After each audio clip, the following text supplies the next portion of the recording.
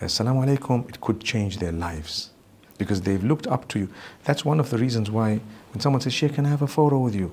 I try not to deny it. I know it's very difficult. I know sometimes you have to make a plan, you know, you have someone.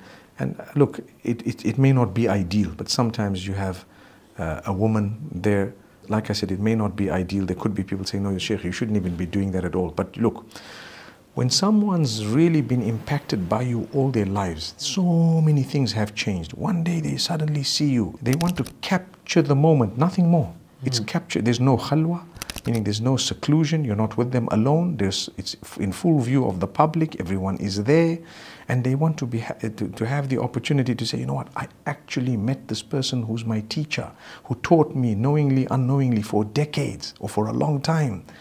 I think to deny them that would probably be more difficult for them to digest at times than to say, okay, you know what, there's a table between us, there's a few other people here, there's so much here, you can take a quick picture and move on, you know? And what's the quick picture all about?